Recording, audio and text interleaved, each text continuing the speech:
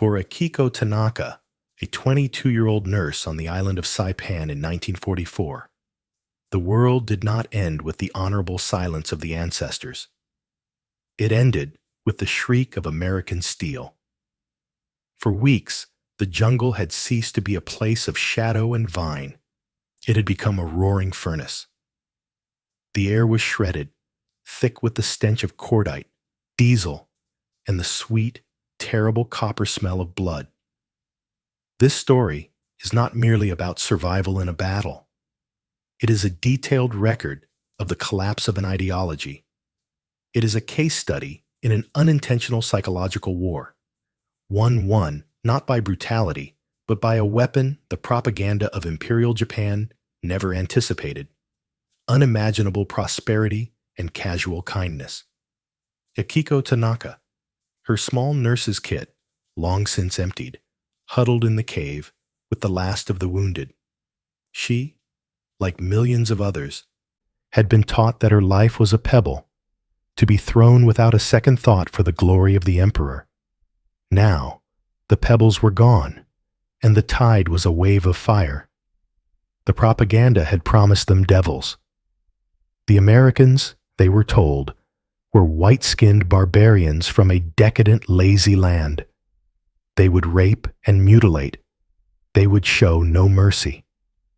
When the final banzai charge, a desperate howling wave of starving men, dissolved under machine gun fire, Akiko and the other surviving women waited for the devils to come.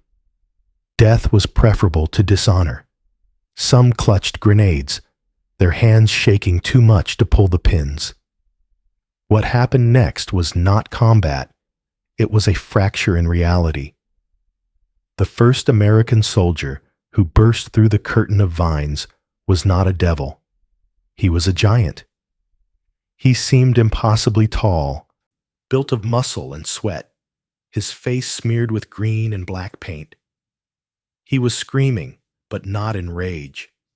He was screaming for them to come out, his voice cracking with a strange mixture of fear and exhaustion. "Get out! We're clearing it! Get the hell out!" A woman beside Akiko began to wail, raising a grenade. The soldier didn't shoot. He lunged, knocking it from her hand, and slapped her face, not with cruelty, but with the sharp, stunning force of a man waking someone from a nightmare. This was the first truth, the first shock. The enemy did not follow the script. He was not brutal. He was annoyed. He was not a conqueror. He was an exterminator, clearing a nest. Herded into the sunlight, which felt like a physical blow, the women huddled, a small, trembling cluster of soiled cotton and matted black hair, fully expecting the final bullet. Instead, the second psychological shock was delivered. A soldier with a red cross on his helmet knelt and offered his canteen. "Water," he said. And then he knew the word, mizu. Akiko stared at the metal canteen as if it were a serpent. The soldier sighed, drank from it himself to prove it wasn't poisoned, and offered it again. Timidly, she drank. The water was lukewarm and tasted of chlorine, but it was the first clean water she'd had in a week. The sensation was disorienting. An oni, a demon, behaving with basic humanity. The battle for Saipan was over, but the war for Akiko Tanaka's mind had only just begun. The processing was a blur of humiliation and confusion. But the humiliation carried a strange, almost administrative quality. They were marched to a collection point, and here, the third psychological blow was administered: the shock of American logistics. They walked past endless lines of American machinery. Jeeps, trucks, and tanks, all painted a uniform olive drab, moved in a synchronized, unstoppable parade. The sheer number of them defied belief. Akiko realized a fundamental truth. The Imperial Army had fought with spirit. The Americans fought with factories. At the processing center, They were ordered to strip. They were dusted with white delousing powder, a stinging chemical snow that stripped them of their last dignity. But even here, the contradiction continued. The medics who examined them were brisk. Their hands were professional, not violating. They treated wounds with clean bandages and stinging antiseptic. Akiko watched a young American corpsman gently clean a gash on the arm of Yumi, another nurse. He smiled at Yumi, who flinched, expecting a blow. He just patted her shoulder and moved to the next woman. They were loaded onto trucks, not cattle cars, but open-top transports. The journey to the coast was a revelation of American power. The roads, pulverized by battle just days before, were already being graded by massive yellow machines. The harbor was not a harbor. It was a forest of steel masts.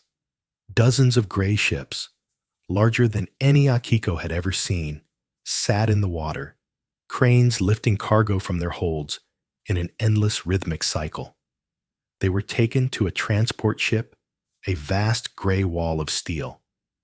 And here, the fourth psychological shock occurred, perhaps the most devastating: indifference. The sailors on deck, young men in white hats, chewed gum and watched them come aboard with a kind of bored curiosity.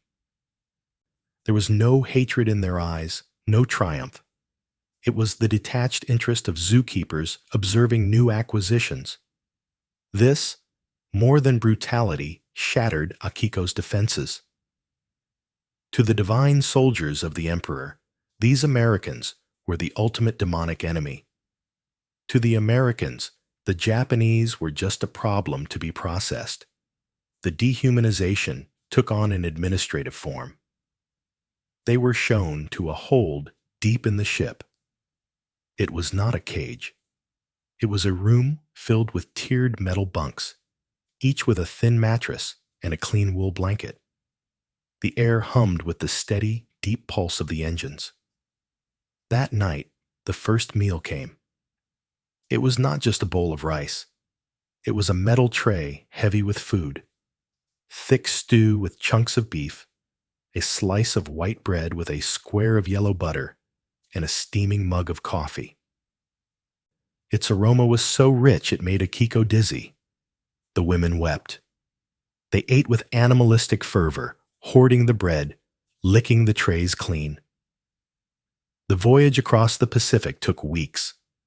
The fear of capture slowly dissolved into a profound, paralyzing bewilderment. The Americans sailed with their lights on. At night, Akiko and the other women were sometimes allowed on deck for air. They stood in the salt spray, watching the other ships in the convoy, glowing islands on the dark water, moving with an arrogance that defied the threat of submarines. The Americans sailed as if the ocean belonged to them. "They do not fear," Yumi whispered one night, her voice full of a terrible awe. "They do not fear anything." Akiko's propaganda education had been absolute. America was a nation of selfish individuals, decadent, weak, and torn apart by racial chaos. Their soldiers were lazy. Their industry was a sham. Yet every day on that ship, the lie was stripped bare. The sailors were disciplined. The ship ran on a schedule of terrifying precision. The kitchens produced endless, abundant food. The showers ran with hot, fresh water. Their guards, young Marines, treated them with a distant courtesy that was neither kind nor cruel. It was simply correct. They were prisoners, and the guards were a functional barrier. They answered questions if they could, but mostly they read magazines filled with colorful pictures of smiling women and shiny automobiles, as if the war was a minor interruption. As the weeks passed, the women's conversation shifted from shame to curiosity. What was this America? Where were they being taken? They will put us in factories, one woman insisted. They will make us build bombs to drop on our homes. They don't need us to build bombs, Yumi said quietly, gesturing to the massive ship around them. They are the factory. When the coastline finally appeared, it was not the low green hills of home. It was a line of impossible geometry. Akiko pressed her hands against the cold steel rail as the ship passed under a structure so vast it seemed to defy gravity. It was a bridge, painted a deep, impossible red, soaring over the water, its towers hidden in the morning fog. Beyond it, a city of white towers rose from the hills, gleaming in the dawn light, untouched by war, serene and powerful. The ship slid into the San Francisco Bay, and Akiko looked at the civilization that had defeated her. It was not a land of devils, it was a land of giants. The pier at San Francisco was a symphony of industrial noise. Gulls wheeled and screamed overhead, their cries lost in the roar of truck engines, the rumble of forklifts, and the rhythmic clang of gantry cranes unloading another and then another gray ship. The sheer deafening activity was the first blow. This was not a nation rationing its strength. This was a nation whose strength was boundless, a volcano of production that showed no sign of fatigue. Akiko and the other women were marched in a tight column, their heads down, their movements stiff with a mixture of terror and shame. The American sailors and dock workers barely looked at them, stepping aside as if they were a logistical problem, a shipment of cargo to be moved from point A to point B. The lack of overt malice was, in its own way, the cruelest blow. It confirmed their irrelevance.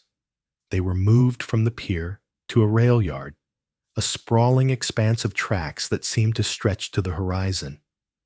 The gravel and cinders were sharp under their thin-soled zori. It was here that a small personal disaster occurred. The thong on Akiko's right sandal, already worn thin from the jungle, finally snapped. The straw sole flopped uselessly.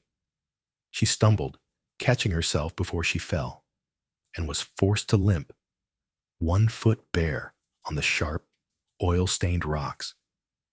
She could feel the skin breaking. Each step was a fresh small agony, but the humiliation was worse. A guard behind her barked, "Keep it moving, Tojo." She flinched, biting her lip to keep from crying out, and hurried on, leaving the broken sandal behind. They were being loaded onto a train, but it was unlike any train Akiko had ever seen. These were not the wooden, unheated freight cars of the Imperial Army. The cars were long and sleek, painted a deep, rich green with words in gold lettering on their sides. Pullman. An MP stood at the door, ticking off names on a clipboard. As Akiko reached the steps, she paused, trying to climb with her bare bleeding foot. The guard behind her raised his voice again.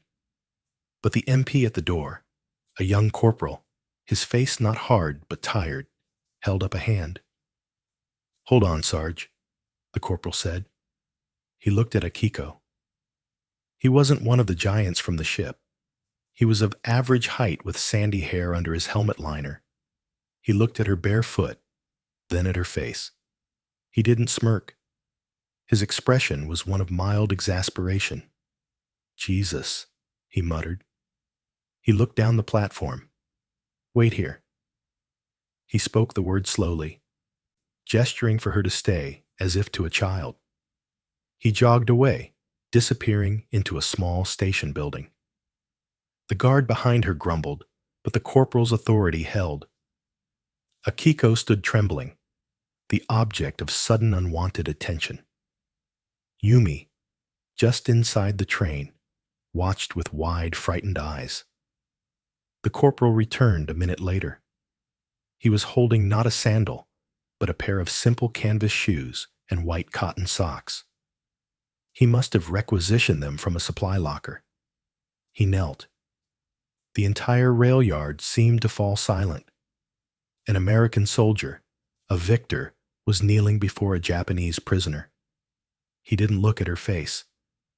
He pushed the socks and shoes toward her. "Put these on," he said, his voice low and gruff, as if embarrassed.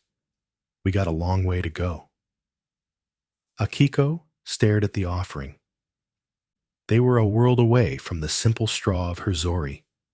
They were complex, manufactured, perfect. Her hands were shaking so much she could barely pull on the socks. The corporal, seeing her struggle, sighed. "Here." He grabbed her ankle firmly, not cruelly, but with impersonal strength, and lifted her foot, brushing the gravel from the cuts. He pulled the sock on for her, then guided her foot into the shoe. He did the same for the other, his movements quick and efficient. He tied the laces. He stood up, his face flushed. "All right, get on," he said, turning back to his clipboard, his brief moment of humanity already buried under procedure. Akiko murmured, "Arigato?" So low he may not have heard it. She stepped onto the train, the soft, clean cotton against her skin feeling like a more profound shock than the delousing powder. The interior of the car was a palace. The seats were not wooden benches, but plush upholstered cushions that sank under her weight. The walls were paneled in polished dark wood, and the metal fittings gleamed. Even the light fixtures were ornate, their bulbs glowing with a soft, steady light. "This is first class," Yumi whispered from the seat beside her. "This is for daimyo." Akiko could only nod, touching the velvet curtain that hung by the window. The train began to move, not with the jarring lurch of a troop transport, but with a smooth, powerful glide. A different guard, older, with a kind face, came through the car with a heavy silver pot. "Coffee, ladies?" he offered. They were given the coffee in thick white porcelain mugs. It was real. It was black, hot, and sweet with sugar. They were handed a box of food, a sandwich made of thick, soft white bread, a piece of fruit, an orange, so bright and perfect it looked fake, and a wrapped piece of chocolate. The women ate in stunned silence. This was not a prisoner's ration. This was a feast. "This is how they travel," the older guard said, seeing their expressions. He smiled. "This is just how trains are here." The words hung in the air. This is just how trains are here. This was the casual, unthinking abundance of a nation that had never known lack. As the train cleared the sprawling yards of Oakland, the landscape of America unrolled itself. They sped past suburbs, rows of neat wooden houses, each with its own square of green grass, each with a car parked in the driveway. They entered the great valley of California. It was not a landscape of small, meticulously tended rice paddies. It was an ocean of agriculture.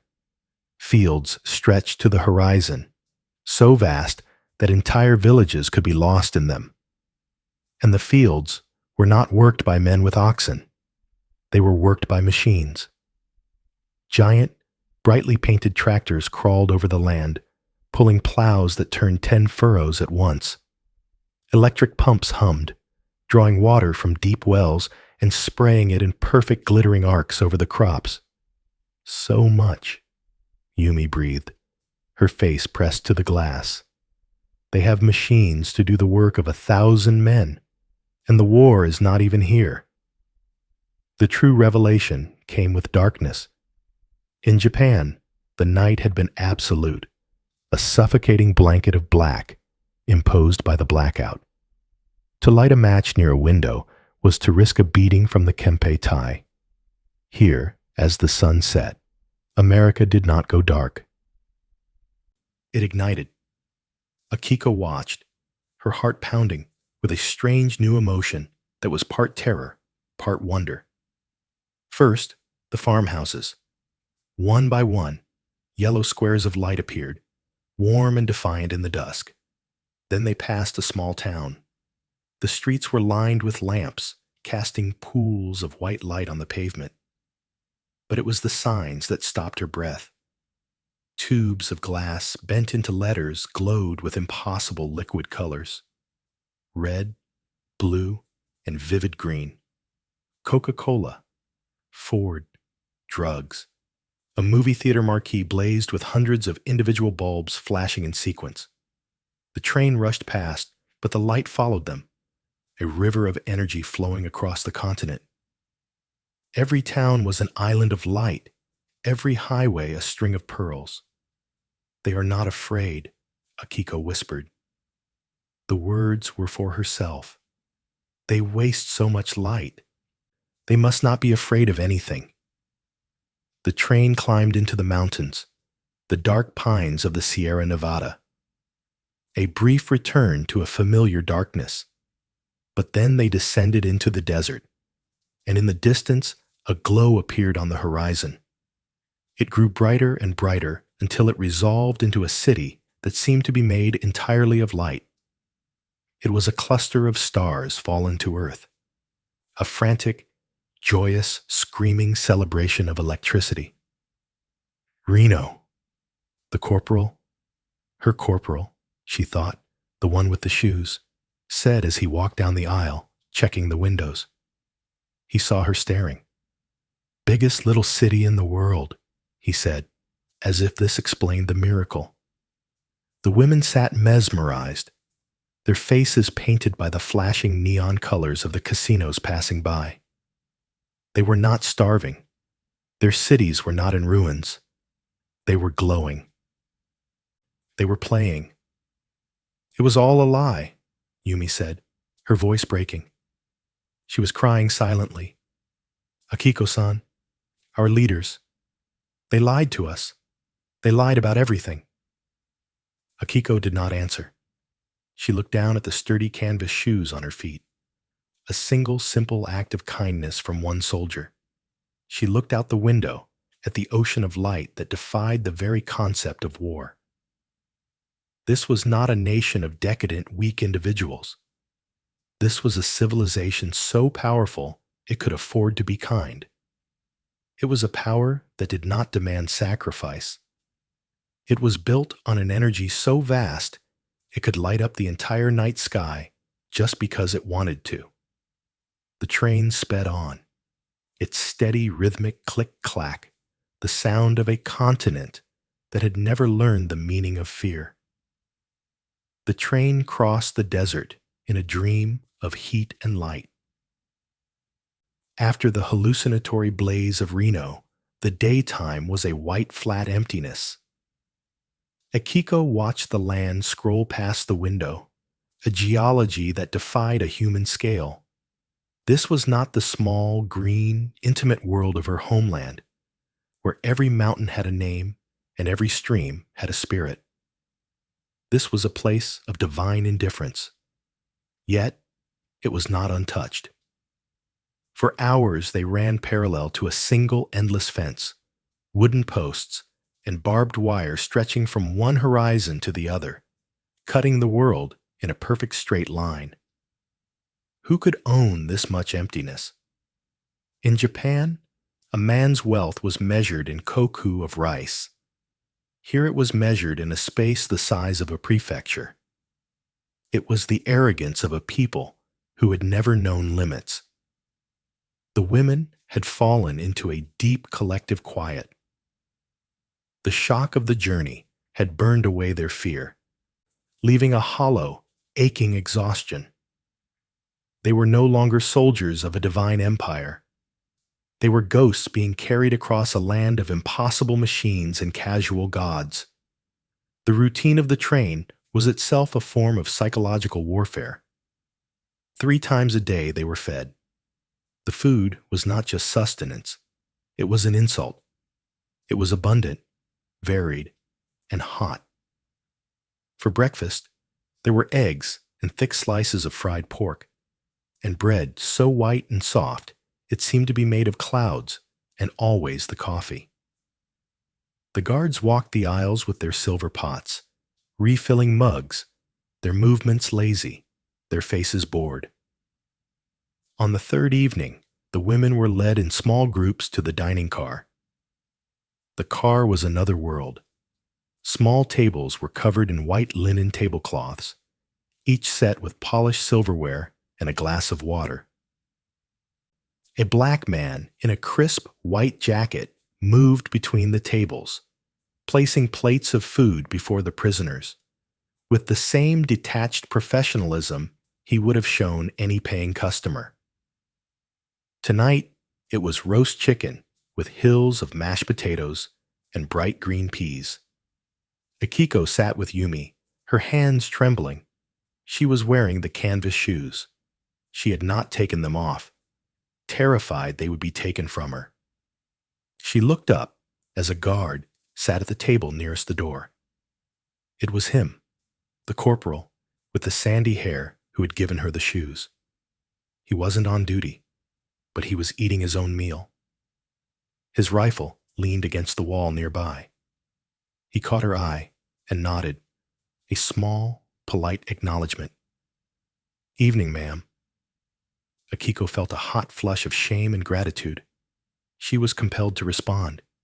She gave a short, stiff bow from her seat. The corporal, whose name she later learned was Sam, smiled.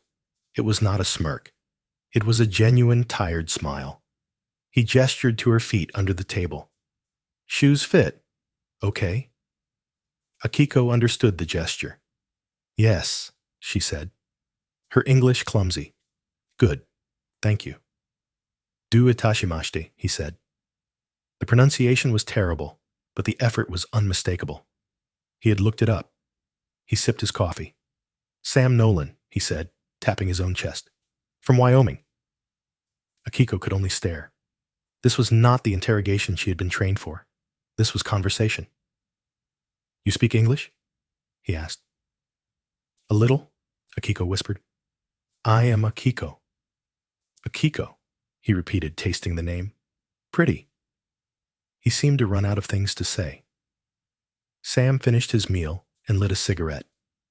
Then he reached into his breast pocket and pulled out a worn leather wallet. He fumbled with it for a moment before extracting a small, dogered photograph. He didn't hand it to her. He just placed it on his table, turning it so she could see. It was a picture of a smiling young woman with bright curled hair standing in front of one of the small wooden houses they had seen from the train. She was holding a fat, laughing baby wrapped in a white blanket. "My wife, Mary," Sam said, his voice softer. "And that's Sam Jr. He's 6 months old." Akiko looked at the photograph, and the last brittle fragment of her imperial education shattered. This was the Oni. This was the white devil, the barbarian who was meant to defile and destroy. He was not a monster. He was a man with a home, and a wife with kind eyes and a healthy child.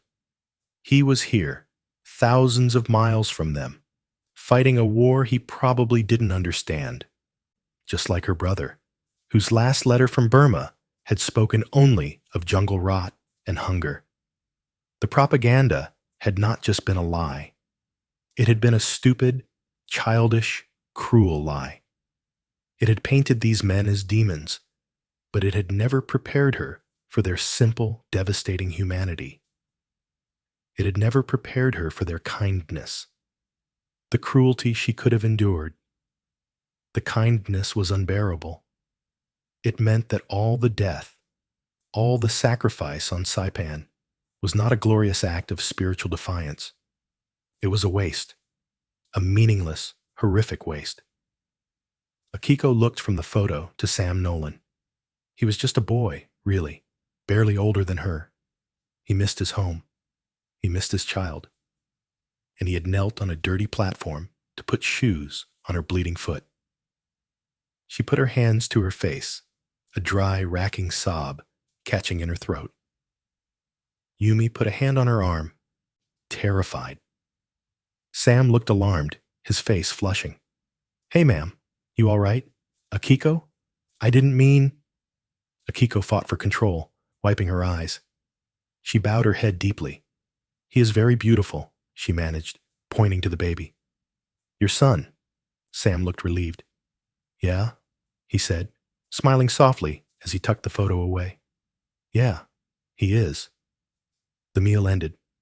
As Akiko passed Sam, she paused and gave him a proper formal bow. He was so startled, he almost stood up, ending with an awkward half-nod. The evening was over. It had lasted maybe 15 minutes. It had changed everything. The train journey lasted 2 more days. The land changed again, from high desert to rolling brown hills, and finally to a flat, sun-baked expanse.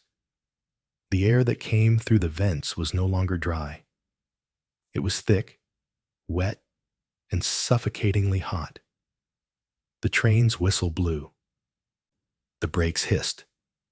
"All right, ladies, end of the line," a guard called out. "Welcome to Texas."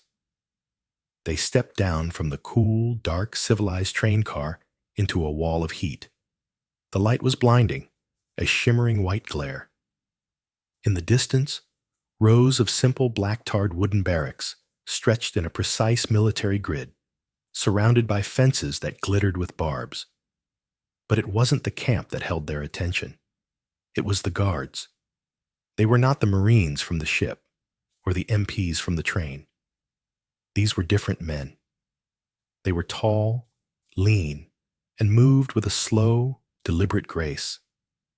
They wore the same tan uniforms, but their hats were different, wide-brimmed with a high crown, and they wore boots that seemed wrong for soldiers, with high-angled heels. They didn't march. They stood by their horses. Akiko had seen cavalry horses in Japan. They were small, scrappy animals. These were titans. They were sleek, powerful beasts of muscle and gloss, stamping their feet impatiently in the dust. A man dismounted, and as he walked toward the train, his steps made a small metallic singing sound. Jingle jangle. Jingle jangle. Akiko stared at the man's boots. He had wheels of metal attached to his heels. Spurs. The man, who had a face like tanned leather, looked over the column of Japanese women. His eyes were not hostile, not kind, not anything. They were just looking. He spoke in a voice that was not a shout, but a low musical drawl that stretched his words into strange new shapes. "Got 'em, do you? Well, reckon we'll get 'em settled in. Come on, girls." He didn't tip his hat. He didn't smile. He just gestured with his chin toward the gate. Akiko, Yumi, and the other women began to walk, surrounded by men on horseback, who moved as if they had been born in the saddle. She had been taken from her island by metal demons, flown across the ocean by mechanical giants, and carried across a continent by a dragon of steel and light, only to be delivered to a prison camp run by cowboys. This was America. It was a land of machines and a land of myth all at once. It was a place where a soldier could show you a picture of his baby, and a guard could ride a horse like a medieval knight. She could not understand it. She could only finally surrender to it. The gates of Camp Swift did not close with the grim finality of a prison. They closed with the efficient metallic thud of a well-oiled machine. The cowboys sat atop their restless horses, observing the new arrivals with the same placid, sun-weathered interest they might give a herd of new cattle. Their lack of overt hostility was 1,000 times more unsettling than the screams on Saipan. This was not conquest. This was administration. Their barracks were not the lice-infested hovels of propaganda. They were long, simple wooden buildings, but they were perfect. The planks were precisely cut. The tar paper roofs were immaculate. The windows were not barred holes, but panes of clean, clear glass. When Akiko stepped inside, the first thing she noticed was the smell, not of unwashed bodies and fear, but of pine, new-cut lumber, and floor polish. The second thing she noticed was the light. In the center of the room, hanging from a wire, was a single naked glass bulb. It was daylight, but the bulb was on. It glowed with a steady, white, arrogant light. A guard, seeing them staring, walked to the wall and flipped a small black switch. The light vanished. He flipped it again. It returned. He smiled, as if performing a simple magic trick for children. "Electricity," he said. That night, as dusk fell, the entire camp bloomed. Lights came on in every barrack, glowed from the guard towers. Strings of bulbs illuminated the paths. The perimeter fence itself was bathed in a harsh white glare that turned night into an artificial day. In Japan, a single dim bulb in a command bunker was a luxury.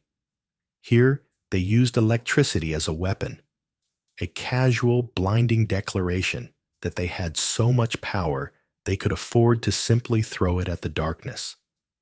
The disorientation deepened with the first shower. Akiko expected a trough and a cold water spigot. Instead, she found a row of metal pipes with shining perforated heads. When she turned the knob, hot, pressurized water, so hot it steamed, burst forth. It was limitless. She and the other women stood under the spray, scrubbing away the grime of the journey, and wept. It was a baptism of shame.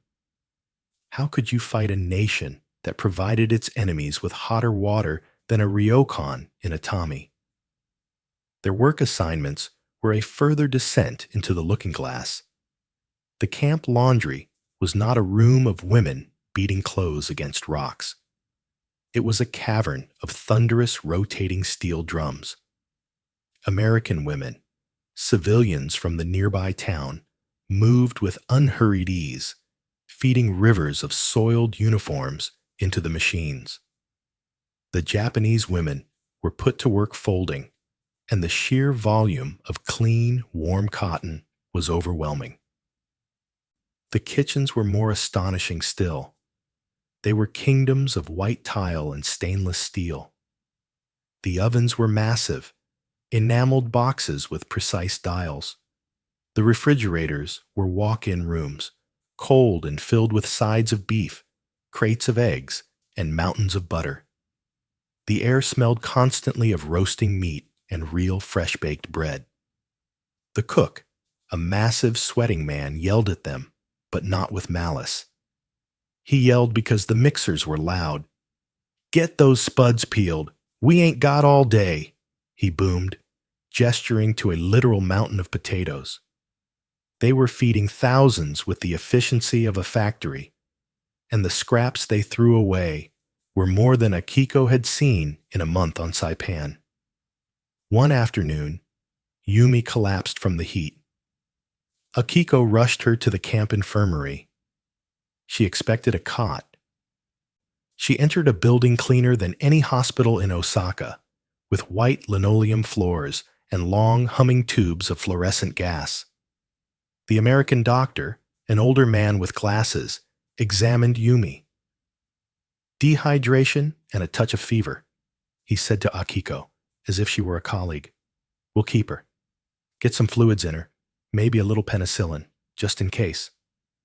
He was speaking to her, a Japanese nurse, as an equal. He saw the look on her face. "You a nurse?" "Yes," Akiko whispered. "Good. You can help. We need to check her chest."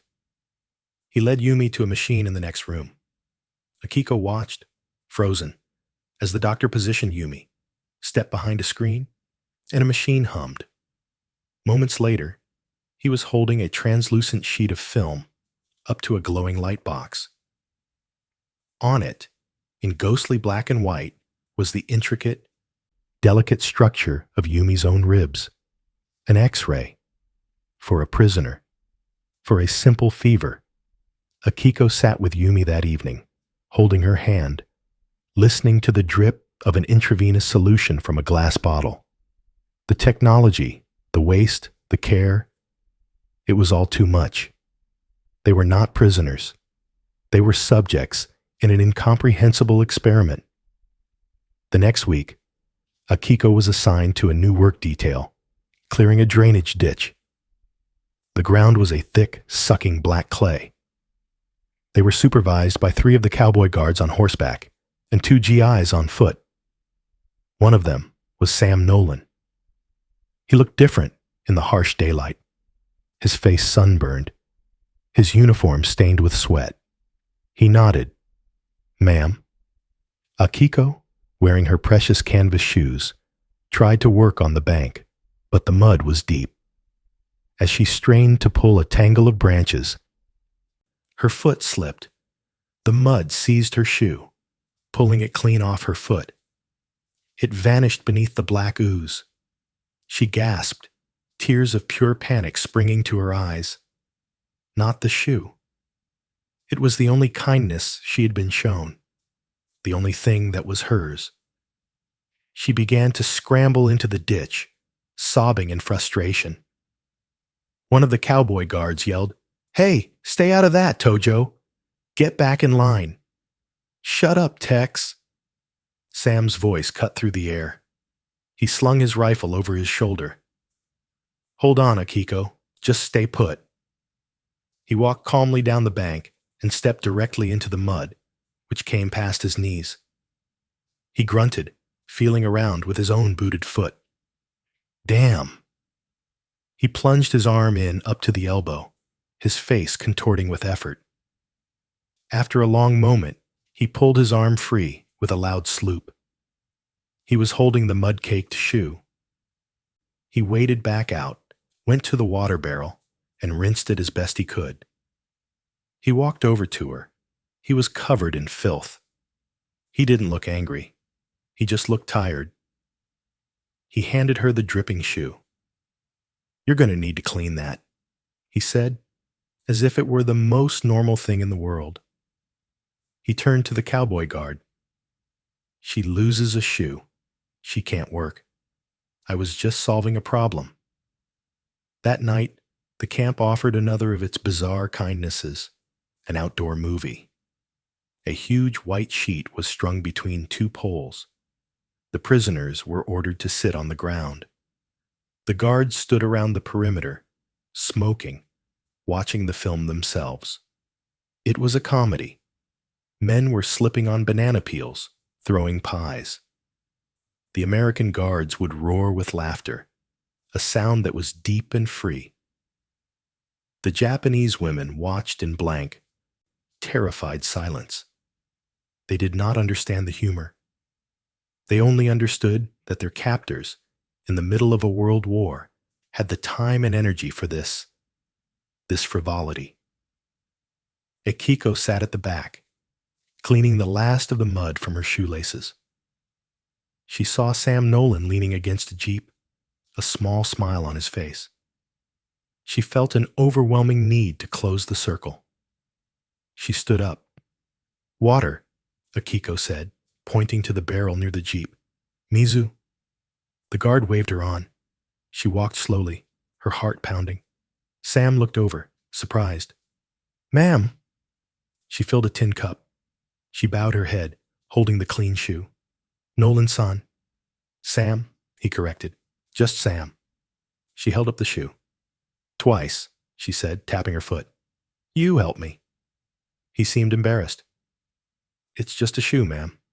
No need to." "Why?" she asked, the English word bursting out. "Why? Kind." Sam looked confused. "Kind? I don't know. It's just a shoe." He looked at the movie screen where a man was being hit by a car and bouncing back up. He chuckled. "Crazy, ain't it? Our movies." "We do not understand," Akiko said. "Why laugh? There is a war." Sam turned to her, and his smile faded. He looked at her, truly looked at her, as if seeing her for the first time. not as a prisoner, but as a person. "Ma'am," he said, his voice low. "We're laughing because there's a war. That's how we get through it. That, and—" he shrugged. "We know we're going to win." The statement was not a boast. It was not propaganda. It was a simple, unassailable fact. It was like him saying the sky was blue. This was the true, terrifying secret of America. They weren't just powerful. They weren't just rich. They were confident. They had so much of everything: steel, food, electricity, faith, that they could afford to show movies to their prisoners and have their soldiers wade into mud pits to retrieve a single lost shoe. Akiko looked at this simple man who missed his baby and believed in his country with the same quiet certainty that she had once believed in her emperor. She finally understood. The war was already over. It had been over before she ever left Saipan. She was just a ghost, and this was the impossible, brilliant, kind, and terrible afterlife. December arrived in Texas with a wet, thin chill. In the barracks, the women huddled closer to the stoves, their thoughts turning to home. A week before Christmas, the camp commandant announced a holiday service. A choir from the local town of Bastrop would be performing. "A Christian holiday," Yumi scoffed. "They mock us with their religion. They will feast while our brothers starve." But curiosity pulled them. That evening, Akiko and the other women filed into the hall, decorated with pine branches and strings of colored electric lights. The choir, civilians in their Sunday best, began to sing. Then the organist played a simple, familiar refrain. The choir began to sing in English, "Silent Night, Holy Night." A shock of recognition passed through the Japanese women. Akiko's hand flew to her mouth. She knew this melody from the Christian mission school in Nagasaki. Beside her, Yumi began to hum. A few other women joined in. Akiko found her voice, the Japanese words coming unbidden. "Kiyoshi kono yoru." The choir's voices faltered. The American civilians stared at the cluster of Japanese prisoners who were, impossibly, singing their song. The guards tensed. The choir director, a small woman with white hair, smiled. She raised her hands, her voice soaring to join the prisoners. For one moment, the two languages, English and Japanese, wove together, filling the hall with a single fragile harmony. When the song ended, there was a profound silence. Later that night, Akiko was standing by the fence, staring at the endless glowing perimeter. She heard the stamp of a horse, the jingle of a harness. Through the darkness, a group of riders emerged, the cowboys. They sat on their horses just outside the glare, their forms like statues, their wide-brimmed hats silhouetted against the stars. They were not singing. They were just watching, bearing witness. One of them, the leathery-faced man, saw her. He lifted one finger from his reins in a quiet salute, then turned his horse, and the group vanished back into the Texas night. The spring of 1945 brought a wave of suffocating heat and a strange, vibrating tension. Then one day, in August, the camp erupted.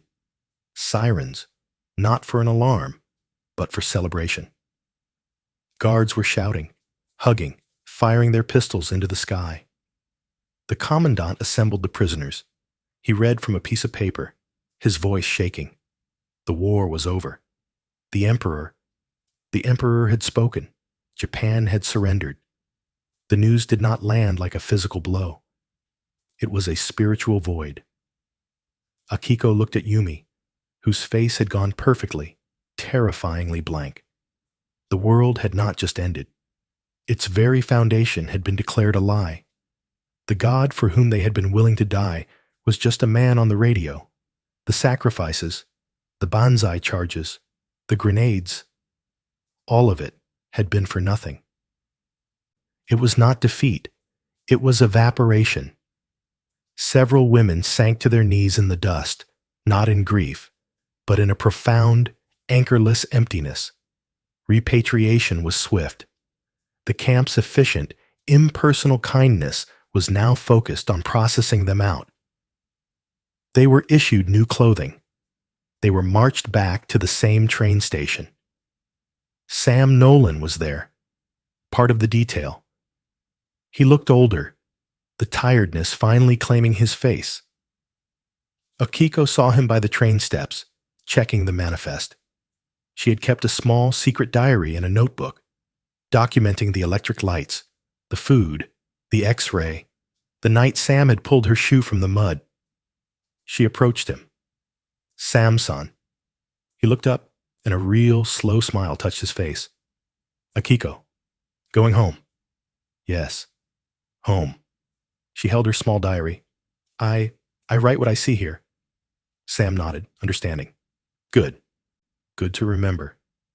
He reached into his shirt pocket, past his pack of cigarettes, and pulled out a sleek metal pen. A Parker. "You keep writing," he said, pressing it into her hand. "You're a nurse. You know how to see things clear. You write down the truth." He hesitated, then touched the brim of his cap. "Good luck, ma'am." He didn't wait for a reply, turning back to his list. The journey back across the Pacific was silent. The women were no longer prisoners, but they were not yet survivors. They were something in between. When the ship sailed into Yokohama Harbor, the silence was absolute. The gleaming, mythical skyline of San Francisco was a fresh, painful memory. Here, there was no skyline. There was only rubble, flattened as far as the eye could see under a gray chemical sky. The air smelled of seawater, ash, and charcoal. The people on the docks were not people. They were shadows, thin and hollow-eyed, their clothes in rags. They stared at the returning women, healthy, clean, wearing new shoes, with a dull, envious hatred.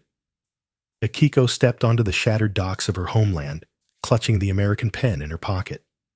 This was the price of the lie. America had defeated them, not with bombs, but with abundance.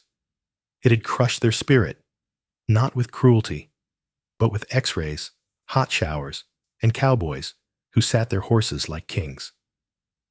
Decades later, a small museum opened on the grounds of the former Camp Swift. One afternoon, an old, graceful Japanese woman walked through its quiet halls. She looked at the exhibits, a restored barrack, a display of simple gifts, a black and white photograph of the mounted guards, their leathery faces staring into the camera with that uniquely American confidence. Akiko Tanaka, who had spent 50 years as one of Tokyo's most respected surgical nurses, rebuilding her country one patient at a time, paused at the guest register. She took a faded silver pen from her purse and wrote a few lines in the book. Her English, learned in the camp, still clear and precise. She wrote, "We arrived as servants of a dying God. We were taught to fear Oni, but we were met by men. In this place, I saw a nation so powerful it did not need to be cruel, and so rich it could light up the darkness. The soldiers gave us back our lives, but it was the cowboys, silent at the fence, who showed us the true geography of freedom.